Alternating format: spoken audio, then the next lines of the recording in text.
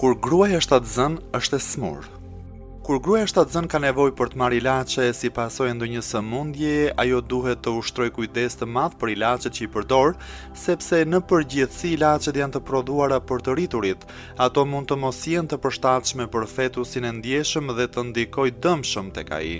Nuk mund të parashikohet se si do të ndikojnë ilaçet e fetusi. Për këtë arsye, gruaja shtatzën duhet të përmbahet maksimalisht nga përdorimi i ilaçeve. Fillimisht ajo duhet të ri larg prej ilaçeve, por nëse gjendja e saj shëndetësore përkeqësohet dhe mjekimi bëhet i domosdoshëm, atëherë duhet të shkojë tek eksperti për të marrë këshilla të nevojshme që do t'ia sugjeronin dozën dhe trajtimin e duhur mjekësor.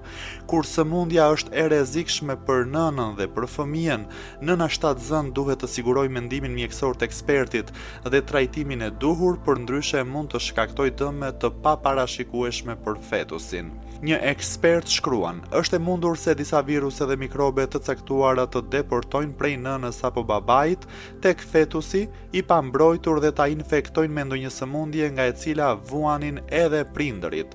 Në një vend tjetër shkruan: çdo ndryshim në shprehin ushqyese të nënës, ilaçet që duhet i marrë dhe sëmundjet që do ta kaplojnë, të gjitha këto do të ndikojnë edhe në embrion.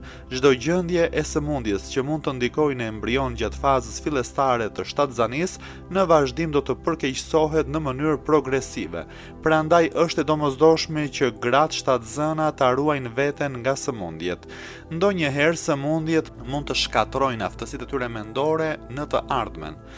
Ai gjithashtu shkruan: janë disa materiale jo ushqyese që kur të konsumohen nga gratë shtatzëna do të ndikojnë dëmshëm në zhvillimin e fetusit.